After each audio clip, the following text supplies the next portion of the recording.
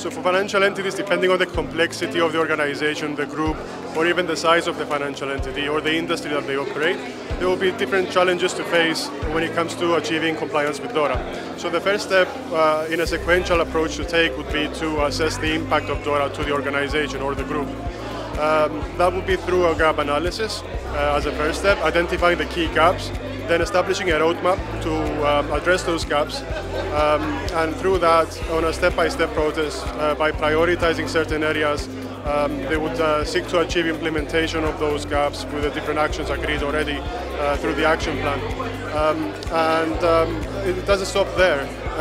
Ultimately, what we've seen is one step is to implement the actions. The second step would be to do a proof of concept and have this ongoing development and improvement in order to continuously achieve DORA compliance. First of all, let me say that we observe that a number of institutions have not yet allocated specific budgets towards DORA implementation, or they have allocated inadequate budgets, which are not expected to cover the full cost of implementation. Secondly, I should say that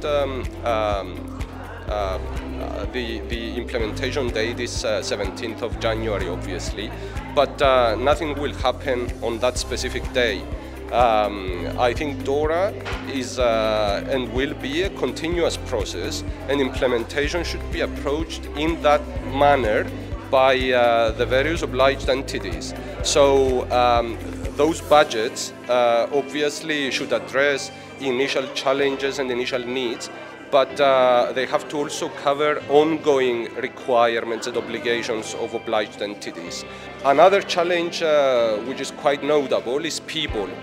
We often notice that people within organizations are not allocated clear instructions. So we need in-house people who can make things happen. They can push things with the various internal departments, and they can manage the whole process in order to address all the needs that DORA provides for.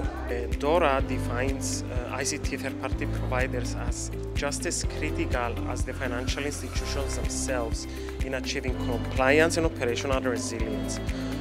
ICT providers are necessary to both implement and comply with the requirements of DORA, and especially the requirements that are set to them by the financial institutions themselves.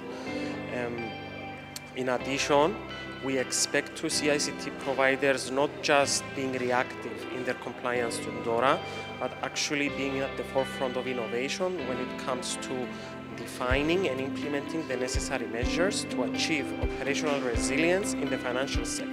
The new obligations under the Digital Operational Resilience Act will require financial institutions to implement more stringent and comprehensive measures in order to mitigate risks, ICT risks, how to report incidents to regulatory authorities, and also how to manage third-party risks.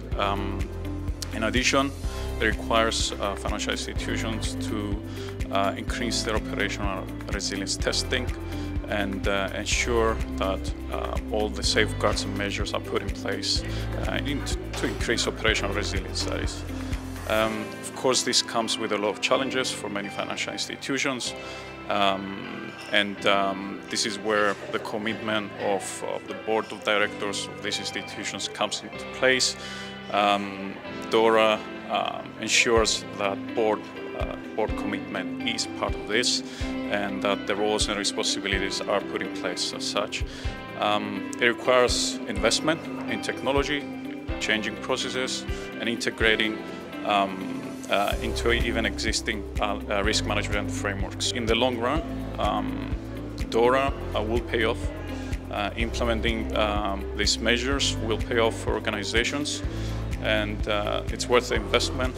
It's a good opportunity, and financial institutions should see it as such. The most important challenge I have seen in my experience is lack of specialized resources, because ICT risk and cybersecurity is a specialized area and they require specialized resources. So And I'm talking about the resources at all levels. Even at the board level, you need to have a director, an executive who has knowledge about ICT. So it all stems from there. ICT is not just an IT concern.